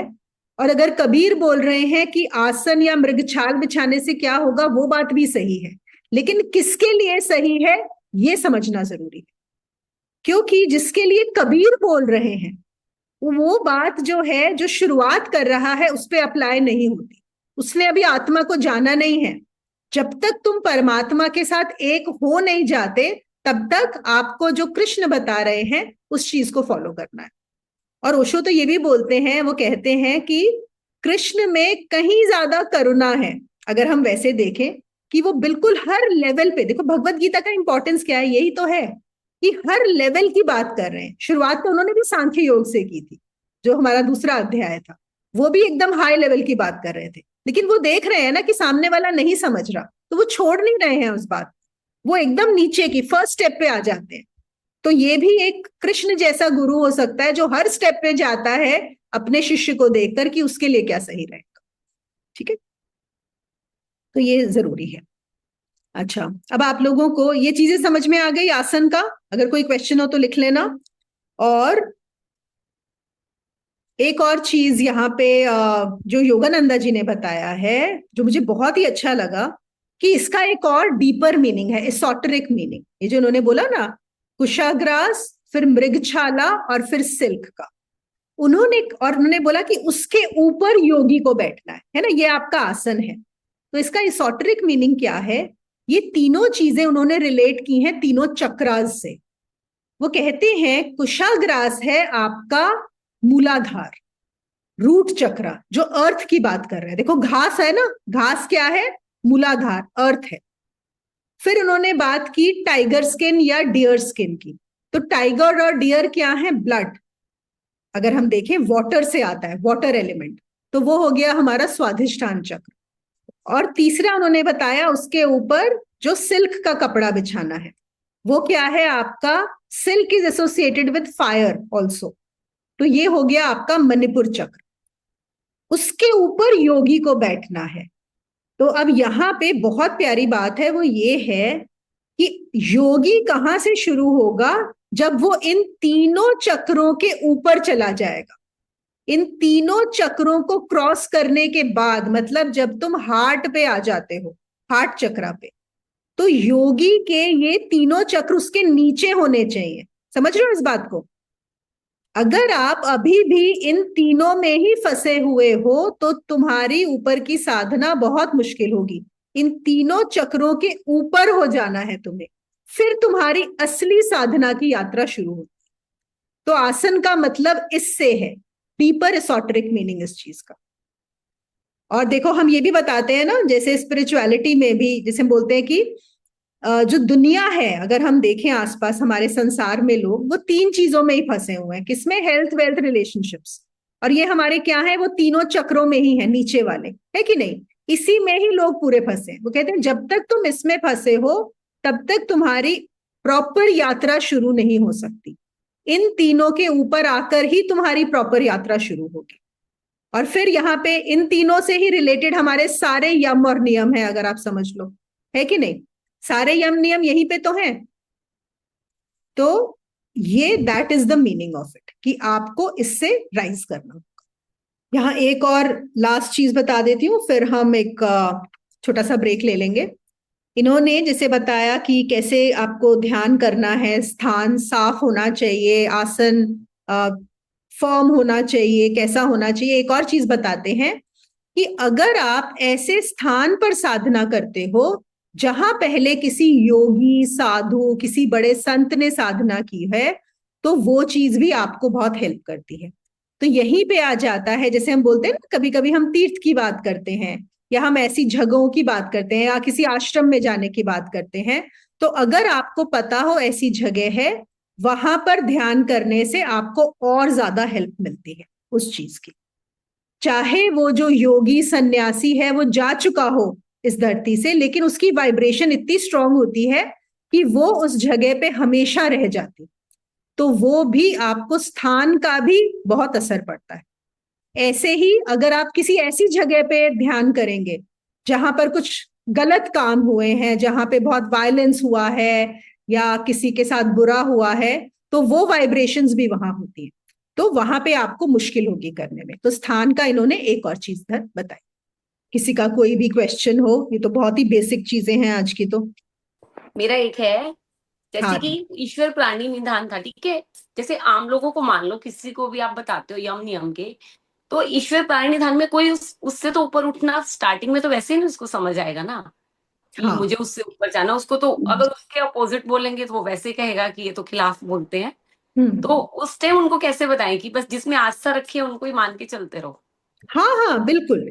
जिसमें भी देखो कहीं ना कहीं कुछ आस्था तो उनको होगी, तभी शुरुआत करेंगे, है ना। हम्म, यहाँ पे कहने का मतलब है कि जब आप एक प्रोसेस शुरू करते हैं, जैसे सपोज एक बच्चा पढ़ाई कर रहा है एग्जाम्स के लिए, और फिर उसको लगता है पता नहीं होगा नहीं होगा, क्या है, गड़बड़ तो नहीं होगी, क्या करूं, है ना। तो फिर हम क्या बोल रहे हैं कि नहीं, तुम पढ़ाई करते जाओ, तुम अपना पूरा देते जाओ, तुम जैसे जैसे पढ़ते जाओगे, हैव दैट फेथ, है ना, जैसा होगा तब हो जाएगा। तो यहाँ पे भी हम यही बोल रहे हैं कि जब तुम साधना शुरू करते हो, उसके बाद हैव दैट फेथ कि जिसमें भी ईश्वर, यहाँ पे तो हम सिस्टम बोल रहे हैं, प्रोसेस बोल रहे हैं, है ना।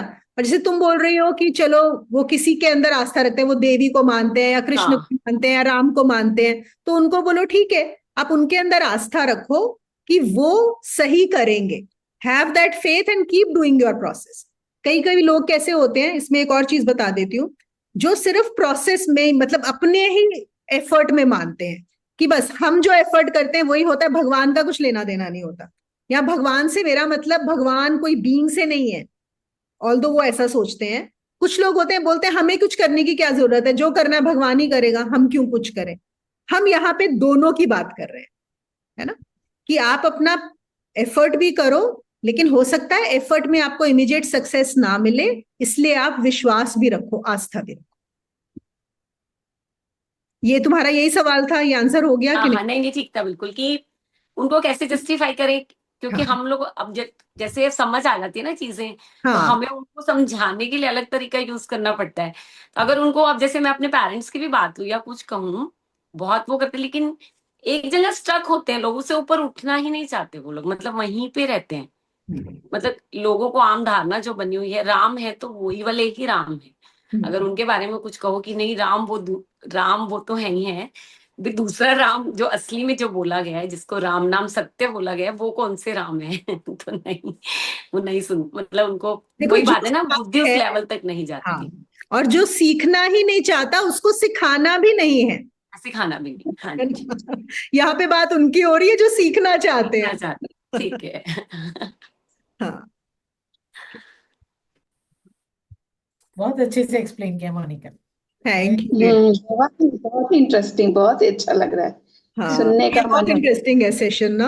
है। बहुत हाँ, इंटरेस्टिंग। सच में। है बेसिक, लेकिन फिर भी अच्छे हैं ये ये श्लोक। जो मोनिका तुमने ये बात, इसमें जो आया है ना, एक पॉइंट जो तुमने बताया कि थर्ड आई पे कंसंट्रेट करने से गुरु को हाँ ध्यान में रखो जैसे, हाँ। तो ये मैं अपना पर्सनल एक्सपीरियंस बता रही हूँ तुमको कि जब वही होता है, जब मैं थर्ड आई पे कॉन्सेंट्रेट करती हूँ, तो जैसे मैं गुरु माँ को रोज सुनती हूँ, एवरी डे मॉर्निंग में सुनती हूँ, हाँ तो वो गुरु माँ का चेहरा अपने आप से वहां पर आ जाता है। ओके, तो और आपको ऐसा अच्छा लगता है कि आपका ध्यान लग रहा है उससे? बहुत अच्छा लगता है उससे, हाँ। बहुत अच्छी बात है। हाँ बिल्कुल बिल्कुल, वो नेचुरली। और स्पेशली क्या होता है, जैसे गुरु हमारा जैसे एक प्रेम भी होता है ना, तो हम थोड़ा फोकस हो जाता है। ये मैंने भी बहुत बार Focus। ट्राई किया है। अगर आप डिस्टर्ब हो रहे हो तो फिर आपका मतलब इमीडिएटली आपका फोकस आ जाता है। कोई जरा सा भी अगर इधर उधर होता है तो वो चेहरा एकदम सामने आ जाता है, बिल्कुल। हाँ हाँ, हाँ। बहुत अच्छा आंटी।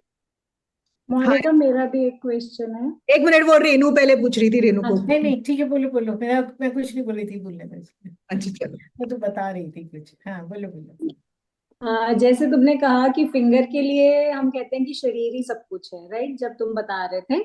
और अगर हम अब ये समझें कि शरीर के लिए, फिर हम कहेंगे कि बुद्धि सब कुछ है।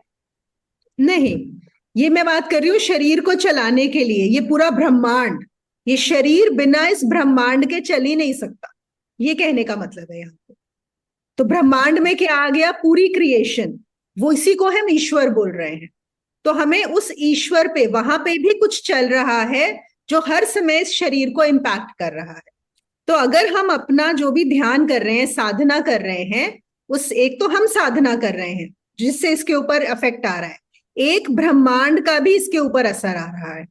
तो हमें अपनी साधना करके फिर से इस ब्रह्मांड पे वो ट्रस्ट रखना है, आस्था रखनी है कि सही, अब ये ठीक होगा, ये सिस्टम ठीक चलेगा, हमारा इसका सिस्टम भी। can also be एक more मिनट, to एक do मिनट with की बात है। नहीं, अच्छा, इसी चीज में हर हाँ, और इसी चीज में it हाँ, can हाँ, be it can be also related to the interconnectedness of everything. Yes yes, absolutely, या।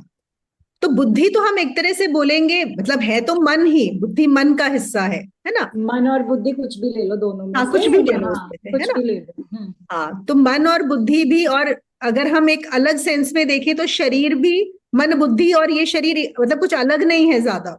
ये सिर्फ एक फिजिकल मैनिफेस्टेशन हमारे मन और बुद्धि की ही है, ये जो शरीर भी है।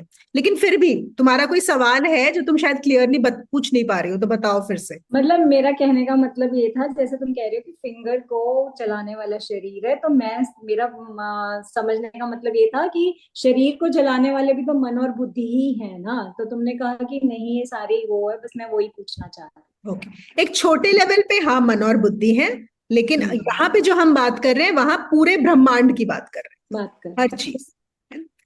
जैसे हमारा वेदर चेंज हो जाता है तो हम कैसे वो हो जाते हैं, बहुत गर्मी हो गई तो हमारी बॉडी अफेक्ट होनी शुरू हो जाती है उस चीज से। तो मतलब ब्रह्मांड अफेक्ट कर रहा है ना हमारे बॉडी को, तो हो ही रहे हैं। तो यहाँ पे वो ईश्वर है, पूरा ब्रह्मांड। ठीक, थैंक यू। मैं जैसे अभी तुम वो बता रहे थे ना कि यहाँ पे वो ध्यान वाला, बहुत मतलब इट इज लॉन्ग बैक, कुछ 25 26 27 28 साल पहले की बात बता रही हूँ, जब मैंने मेडिटेशन करना शुरू किया था। तो उस टाइम यही था, एक साईं बाबा की एक पतली सी बुक थी, उन्होंने बिल्कुल एग्जैक्टली यही प्रोसेस दिया हुआ था उसमें, ओके, कि यहाँ पर ध्यान करो और यहाँ पर मुझे देखो, अगर तुम मुझे नहीं देख सकते तो कोई ज्योति देखो, और उसी ज्योति को या उन्हीं की छवि को उन्होंने बोला कि पूरे शरीर में तुम घुमाओ। वो मेरा first step was that only, which I started से अराउंड 30 इयर्स बैक या कुछ ऐसे। हाँ, रश्मि के भी होने से पहले मेरे ख्याल से, मतलब बहुत पहले। तो it really works a lot, बहुत right, बढ़िया। हाँ। नहीं, ये बहुत काम कर, स्पेशली जो नए साधक हैं उनके लिए तो बहुत ही अच्छा है। बहुत काम कर रहा है वो, बाद में फिर छूट गया अपने आप हाँ नहीं हाँ, छूट जाएगा, छूट बिल्कुल। गया। हाँ। और कभी कभी क्या लगता है मोनिका, जैसे कि जब कंसंट्रेट ज्यादा है इस पे करो तो जैसे कि एक अंदर टनल सी है, और उस टनल के एंड पे जाके कुछ हल्की सी लाइट जैसे वो दिखाई दे रही है अंदर, हाँ पीछे की तरफ जाके एकदम। हाँ। तो ये वही जैसे मैंने बोला ना कि जैसे जैसे थर्ड आई आपकी सक्रिय होती जाएगी, एक्टिवेट होती जाएगी, तो वहां पे अलग अलग तरह के अनुभव होने लगेंगे। तो बहुत अच्छा है अगर आपको इस तरह से हो रहा है तो, क्योंकि अदरवाइज तो हमें कुछ दिखता ही नहीं है, आंख बंद करते हैं तो कुछ नहीं नजर आता। तो यही है, क्योंकि हमारा पूरा फोकस कहाँ है, दोनों आंखों, जो हमारी एनर्जी आ रही है मेडुला से, वो दोनों आंखों से बाहर निकल जाती है।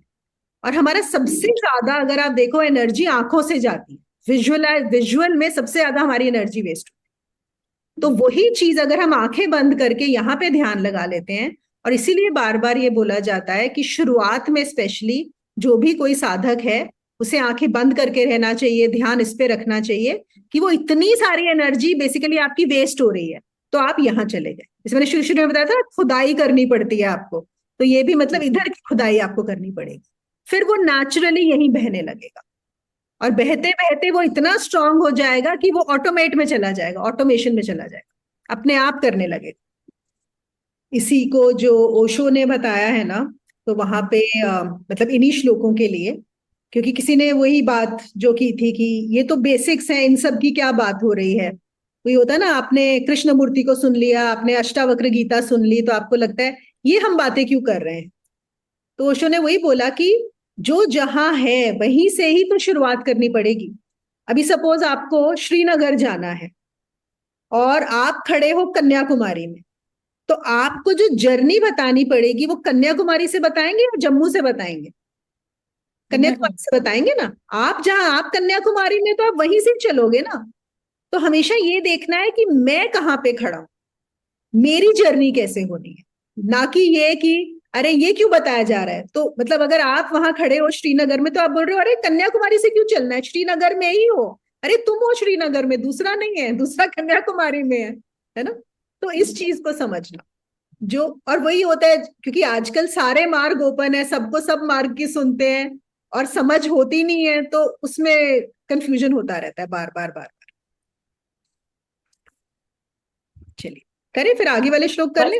एक दीदी वो जो आपने शेर वो बताई ना, मृग छाल और दूसरी चीता वाली छाल, हाँ उसका वो गुरु माँ ने भी तो ये बोला था ना कि ये इसका भी अहंकार का प्रतीक है वो शेर और चीता भाई।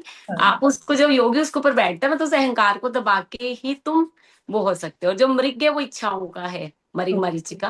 तो आप इच्छाओं को, इसका एक ये सेंस भी बनता है कि इच्छाओं को दबा के ही जब योगी उसको ऊपर तीनों चीजों को अपनी दबा देगा, तब वो आगे बढ़ेगा।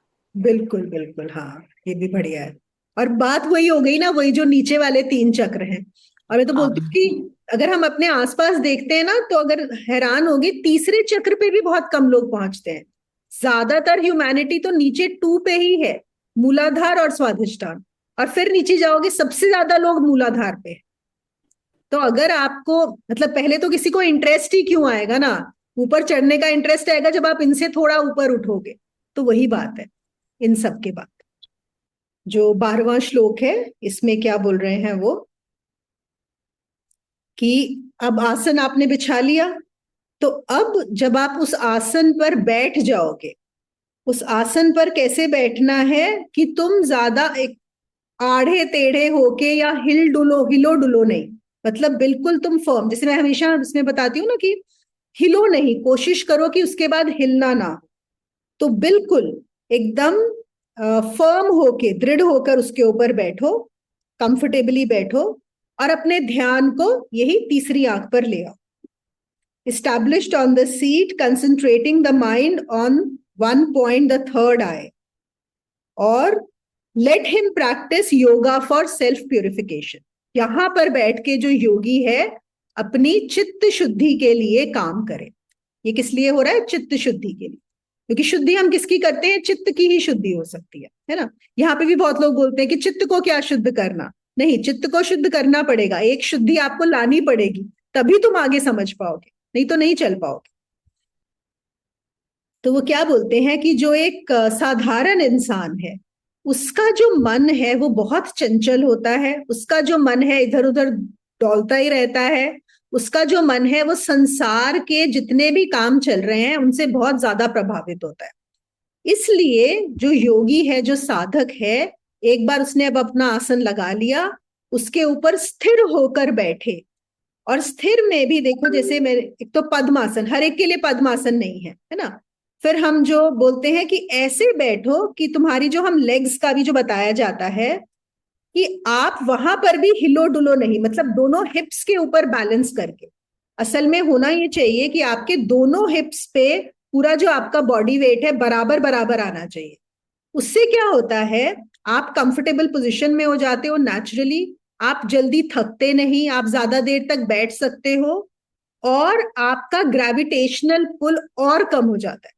देखो यहाँ पे बार बार मैं ग्रेविटेशनल पुल की बात कर रही हूँ, क्योंकि बात वही है कि ग्रेविटी है, हम इस अर्थ पे हैं, ग्रेविटी हर समय हमें नीचे खींच रही है, और हम साधना में उस ग्रेविटी से उल्टा हम एंटी ग्रेविटी कर रहे हैं। तो हमें हर वो चीज करनी है कि हमें ग्रेविटेशनल पुल को कम करना है। इसलिए हमारा ठीक से बैठना भी बहुत जरूरी है वहां पे। और ऐसे बैठने के बाद हमें पूरा ध्यान कहाँ लगाना है, बिल्कुल कंसंट्रेट करना है यहाँ पे। और यहाँ पे कंसंट्रेट करने के लिए वो क्या बताते हैं, देखो कैसे उन्होंने उसका बहुत अच्छा, पहले मैं इंग्लिश में पढ़ देती हूँ उन्होंने जो दिया है योगानंदा जी ने। The mind and life force engaged in looking at duality through the two eyes, listening through the two ears, smelling through the two nostrils, tasting through the tongue, and touching through the many points of the skin, are dissipated in myriads of perception. Man becomes matter bound, torn by countless distractions. तो वो क्या कहते हैं कि देखो हमारी ऊर्जा कहाँ से आती है, मेडुला से। इन्होंने बहुत क्लियरली हमें योगा उसमें समझाया। मेडुला से अंदर लाइफ फोर्स आती है, जो एनर्जी आई वो दोनों कानों में जाती है, दोनों आंखों में आती है, हमारे मुंह में आती है, नाक में आती है, ये हमारे और सारी हमारी स्किन के अंदर, और इससे बाहर जानी शुरू हो जाती है। यही हो रहा है। और हम हर समय ढंग की चीजें कर रहे होते हैं? ये जो हमारी ऊर्जा है क्या सही चीजों में लगी होती है? कितना हम समय बर्बाद कर रहे होते हैं, कितनी फालतू की चीजों में हमारी ऊर्जा हर समय जा रही है। तो वो तभी बोल रहे हैं डिसिपेट हो रही है। आपके अंदर ऊर्जा तो बहुत आ रही है, हर समय जो प्रोसेस है ईश्वर का, उसमें ऊर्जा हर समय अंदर आ रही है। अगर हम ज्यादा एनर्जेटिक होते हैं तो हम सोचते हैं चलो हम किसी से फोन लगा के बात ही कर लें, और बातें क्या कर रहे हैं, गॉसिप कर रहे हैं। और कुछ नहीं कोई मिलता तो हम कोई यूट्यूब का वीडियो लेके बैठ जाते हैं। कुछ भी मतलब अननेसेसरी एक्टिविटीज में हम अपनी ऊर्जा को वेस्ट करे ही जा रहे हैं इन पांचों इंद्रियों से।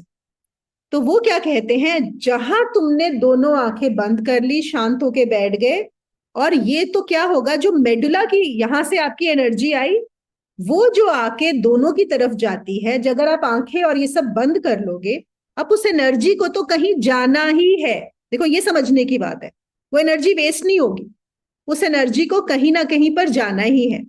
तो क्या होगा, वो एनर्जी जब आप यहां कर लोगे तो पहले वो एनर्जी जो इधर इधर इधर जा रही थी वो यहां आनी शुरू हो जाएगी, क्योंकि आप यहां नहीं भेज रहे तो वो अपने आप यहां आने लगेगी। और यहां आने लगेगी तो ये एक्टिवेट होना शुरू हो जाएगा जो हमारा अदरवाइज बंद पड़ा, मतलब हल्का सा खुला सबका होता होगा लेकिन वैसे बंद पड़ा होगा। वो कैसे होगा, बाकी सब बंद करने के बाद, मतलब ध्यान को वापस यही लाना है। इस चीज के ऊपर बहुत ज्यादा उन्होंने जोर दिया है। तो वो कहते हैं कि शुरू शुरू में जो साधक है वो देखेगा कि उसका माइंड ज्यादा डिस्टर्ब रहता है, ज्यादा चंचल रहता है, रेस्टलेस रहता है, और कभी कभी 1-2 सेकंड के लिए, 5 सेकंड के लिए उसका ध्यान लग जाता है कि वो देखता है कि आराम से वो देख पा रहा है, फिर डिस्टर्ब हो जाता है। कहते यहाँ पे छोड़ना नहीं है, आपको करते जाना है, साधना करते जाओ करते जाओ करते जाओ। फिर एक समय आएगा जब साधक ज्यादा देर यहाँ पे रह पाएगा। यहाँ पे देखो जितनी देर आप यहाँ पे रह पाते हो मतलब आप यहीं पे हो। नहीं तो ऐसे बहुत लोग बताते हैं और मुझे मैसेजेस आते ही रहते हैं कि हम यहाँ देख रहे होते हैं और फिर पता लगता है कि ध्यान कहीं और चला गया, कुछ और सोच रहे हैं दिमाग में, है ना, फिर वापस लाना होता है। तो कह रहे हैं धीरे धीरे आपकी प्रोग्रेस कैसी होगी कि आप अब डिस्ट्रैक्ट भी होते रहोगे और यहां पर भी आते रहोगे। फिर थर्ड स्टेज क्या आएगी, अब आप ज्यादा यहां रहने लगोगे और थोड़ा बहुत अभी डिस्ट्रैक्ट भी होने लगोगे। देख रहे हो ना कैसे हम बढ़ रहे हैं उसके अंदर। और फिर क्या होगा, जब चाहते ही आप यहां पे आ जाओगे और डिस्ट्रैक्ट नहीं होंगे। तो तब तक आपको अपनी साधना करते जानी है जब तक आपकी आज्ञा, इसको आज्ञा चक्र भी बोलते हैं, कि आपने आज्ञा दी कि मेरा ध्यान लग जाए और ध्यान यहां आ गया, बिल्कुल डिस्ट्रैक्ट नहीं हो रहा। आपको तब तक अपनी साधना करते जाना है, उससे पहले रुकना नहीं है। और यहां योगानंदा जी एक और बताते हैं बात कि जब इससे पहले, बिफोर दिस विल हैपन, क्योंकि अगर तुम्हारा एक बार ध्यान यहाँ पे लगना शुरू हो जाएगा, तुम थोड़े से एडवांस्ड हो जाओगे, हो सकता है तुम्हें बहुत कुछ नजर आने लगे, हो सकता है तुम्हें फरिश्ते दिखाई दे, हो सकता है तुम्हें कुछ बहुत प्यारी प्यारी चीजें नजर आने लगे, और उसमें भी साधक बह जाते हैं। उनको लगने लगता है अरे वाह हमारा ध्यान लग गया, ये सब हमें मिल गया, बहुत बढ़िया, वहीं अटक जाते। वो कहते हैं नहीं, ध्यान रखो इस बात का कि वहां पर भी अटकना नहीं है, चलते जाना है, साधना करते जाना है। तब तक जब तक कि बस तुम्हारा फोकस है वो स्पिरिट, तुम्हारा फोकस है वो ब्रह्म, तब तक तुमको ये करना है, उससे पहले बिल्कुल भी नहीं। और जो हमारा 13वां श्लोक है ये इसी का ही है, मुझे साथ ही ले लेना चाहिए था, बस अब ये लेके इस पे खत्म करेंगे, जिसमें वो कहते हैं कि आपको अपनी रीढ़ की हड्डी सीधी रखनी है, गर्दन को सीधा रखना है, सर को सीधा रखना है, बिल्कुल हिलना नहीं है।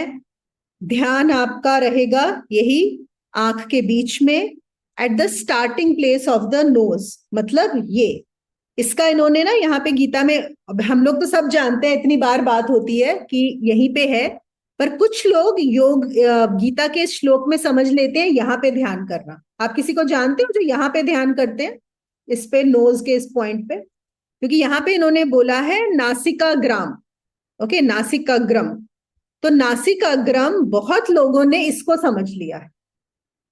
और युक्तेश्वर गिरी जी तो ये भी बोलते थे कि पहले ही तुम इतना परेशानियां, एक और परेशानी बढ़ा दो कि वो क्रॉस साइड और हो जाए यहाँ पे देखते हुए, है ना। देखो आप यहाँ पे देखने की कोशिश करो, आपको थोड़ी सी अपनी आंखों को क्रॉस साइड करना पड़ेगा यहाँ देखने के लिए, तो यहाँ पर नहीं, यहाँ।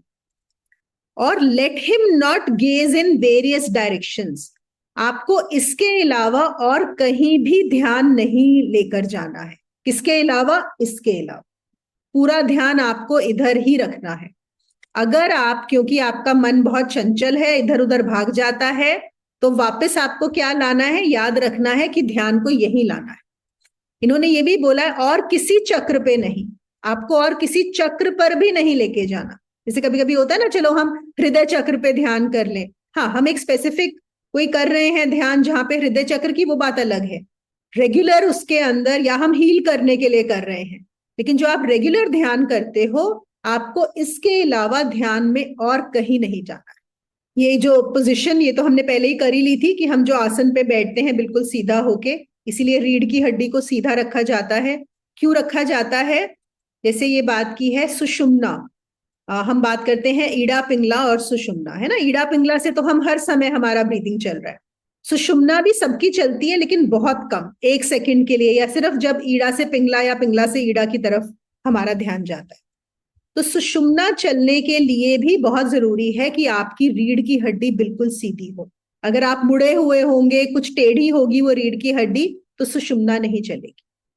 और जो सुषुम्ना है वहीं से, ये तो अब हम जान गए हैं ना, कि जब आपकी सुषुम्ना नाड़ी चलने लगती है तभी आपका ये जो आपको जितने भी अनुभव होते हैं, तब होता है कि जब आपका प्रोसेस कंप्लीट होता है कि आपका पूरा ध्यान 5 इंद्रियों से निकल के, ईड़ा पिंगला से निकल के कहाँ आ जाता है? सुषुम्ना नाड़ी में, जो रीढ़ की हड्डी के बीच में है। सुषुम्ना नाड़ी कहाँ पर है? आपकी स्पाइन के अंदर, आपकी जो एस्ट्रल बॉडी है उसके अंदर, और उसके अंदर भी होती है ब्रह्म नाड़ी कॉजल बॉडी में। फिर जब वो ब्रह्म नाड़ी में एंटर कर जाती है तभी वो जाके, और जब आपका ध्यान यहाँ रहता है, ध्यान यहाँ रखने से वो सारा प्रोसेस यही करता है। देखो ये स्विच है, जैसे हम पंखा चलाते हैं ना, तो हमारा स्विच और पंखा साथ साथ नहीं होते, स्विच कहीं और होता है जिससे पंखा चल पड़ता है। ये स्विच है, जब ये एक्टिवेट हो जाता है तो ये सारी ऊर्जा को इकट्ठा करके सुषुम्ना में डाल देता है। लेकिन ये सपोज ये सारी ऊर्जा इकट्ठी कर रहा है और आपकी रीढ़ की हड्डी टेढ़ी है या आप बेंड हुए हुए हो, तो भी ये प्रोसेस नहीं होता, है ना। सपोज कोई बहुत फाइन मशीन है, आपने ध्यान देखा है, कोई बहुत फाइन मशीन होती है, मशीनरी, उसमें अगर जरा सी भी कोई कहीं पे कोई पैरामीटर करेक्ट नहीं है तो वो चलनी बंद कर देती है, वो वहीं पे जितनी फाइन होगी रुक जाएगी। और सबसे फाइन मशीनरी तो हमारा शरीर है ना, सबसे फाइन। तो यहां पर अगर आपकी रीढ़ की हड्डी सीधी नहीं हुई, पूरा प्रोसेस हो भी रहा है तो आगे होगा ही नहीं। इसलिए इन छोटी छोटी बातों पे ध्यान रखना बहुत बहुत जरूरी है, ठीक है ना। तो क्या है, तब वो क्या करेगा, ये जब एक्टिवेट हो जाएगा, ये अपने आप सारी एनर्जी को सक करेगा, और कहां से? आपका जो नीचे टेल बोन है आपकी स्पाइन से, वहां पे सुषुम्ना एक्टिवेट होगी, वहां पे पूरी एनर्जी एंटर हो जाएगी, और फिर वो आपके जो 7th चक्रा है ब्रह्मरंध्र, वहां पे कलेक्ट होगी। वहां पे जब वो पूरा आपका कमल खिल जाएगा, वो जो बोलते हैं ना 1000 पेटल्ड लोटस, तब आपको ज्ञान होगा। उसके लिए इन सब चीजों का ध्यान रखना बहुत जरूरी। तो शुरू से हर स्टेप का। एक और यहाँ पे ये तो हमारा फाइनल उन्होंने बता दिया। एक और चीज उन्होंने बताई है जो हम अगेन रिलेट कर पाएंगे कि देखो क्यों वो बोलते हैं कि ध्यान को यहाँ पे रखना। आपने देखा है कई बार आप लोगों को देखते हो, मतलब वो कुछ कहते नहीं है, लेकिन अगर आप उनकी आंखों में देखो, अगर वो गुस्सा है तो आपको पता लग जाता है आंख से, है ना। अगर वो एम्बैरेस फील कर रहे हैं वो भी आप आंख से पता कर सकते हो। अगर वो आप किसी की बहुत प्रेम है किसी को आपसे, आप उसकी आंख से जान सकते हो कि ये प्रेम हो रहा है। तो वो कहते हैं आपके अंदर जो भाव है उसके हिसाब से आपकी आंखों की पोजीशन होती है। देखो ये उल्टा चीज है। अगर आपके अंदर गुस्सा है तो वो गुस्से की वजह से आपकी आंख की पुतली ऐसी वो मूवमेंट करेगी कि बाहर वाला देखने वाला भी आपको आंख से समझ जाएगा कि आप गुस्से में हो। अगर आप एम्बैरेस्ड हो तो अलग होगा, अगर आप जेलस हो तो आपकी आंख की अलग पोजीशन होगी।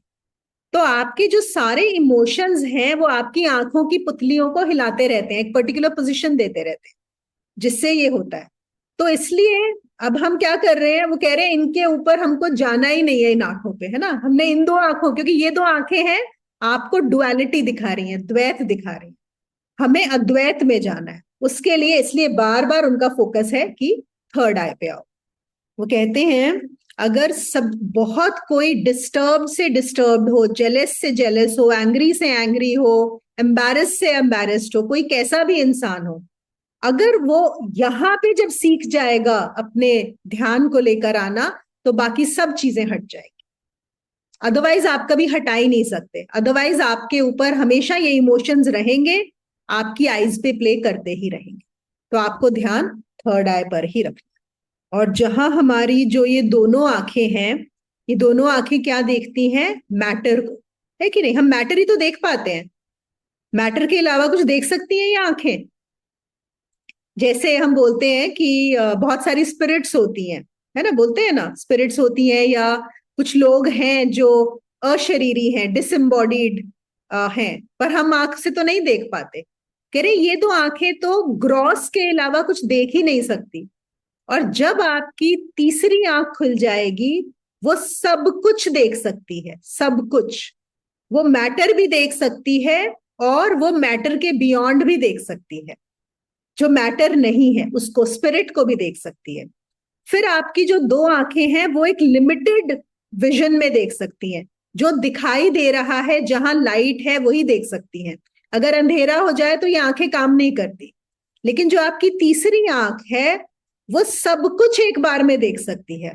आपके पीछे क्या हो रहा है वो भी, आगे क्या हो रहा है वो भी, साइड, इधर, ऑल डायरेक्शंस में देख सकती है। वो आपका पास्ट फ्यूचर एक साथ देख सकती है, वो पूरे ब्रह्मांड को एक बार साथ में देख सकती है। तो बताओ आपको ये दोनों आंखें चाहिए कि ये आंख चाहिए? सोच के देखो खुद ही, किसमें ज्यादा फायदा है, कौन सी आंख होने में ज्यादा फायदा है? है ना। तो वो कह रहे हैं इसी आंख पे काम करो, इन दो आंखों के पीछे मत पड़े रहो, फोकस ऑन योर थर्ड आई। आज यहीं पे समाप्त करते हैं।